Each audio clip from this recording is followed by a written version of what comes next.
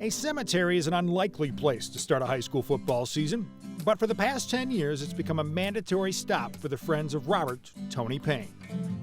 Payne was an MHSAA official for 23 years. The men he worked with and mentored get together before the start of every season to pay him their respects.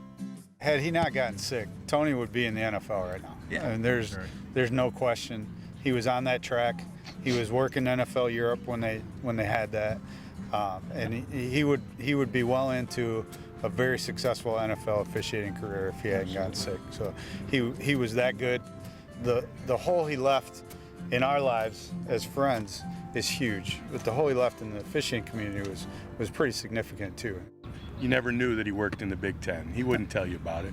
You know, you had to kind of drag it out of him. He was just one of those guys. And, you know, there's some egos in officiating a little bit, but Tony certainly didn't have one. Tony didn't have one of those. In his 44 years, Payne left an indelible mark on his profession and a profound impact on his friends. Still sorely missed, getting together every August to tell old Tony stories replaces the loss with laughter. Tony rarely drove to any of the games, and you didn't want Tony to drive because usually before you got to the first traffic light, Tony was asleep.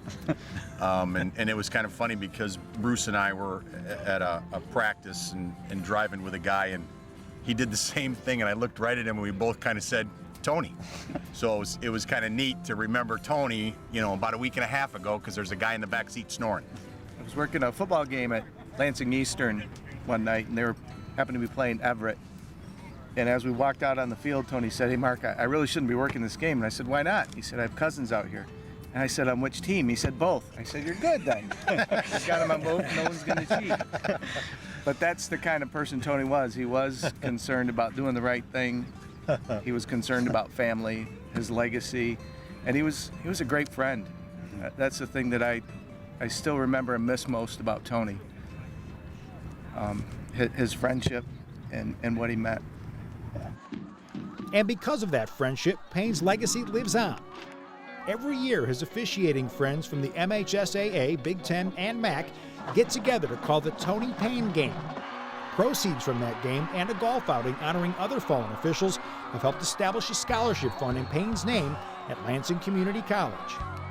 It's been 10 years since he's been gone. It feels like he was with us yesterday.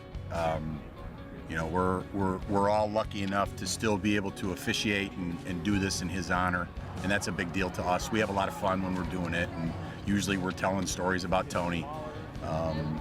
But it's also coming from the cemetery, it's a little emotional, and we all remember Tony every day in our own ways, but this is the one time that we get a chance to get together and do it as a family.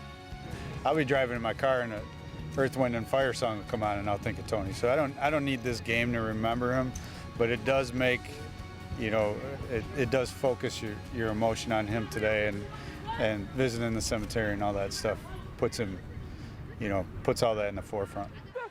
We tend to believe otherwise, but officials are human too. Good game management right there, boys. Keeping Tony Payne's legacy alive both on and off the field is worthy of words not uttered nearly enough. Good call, ref.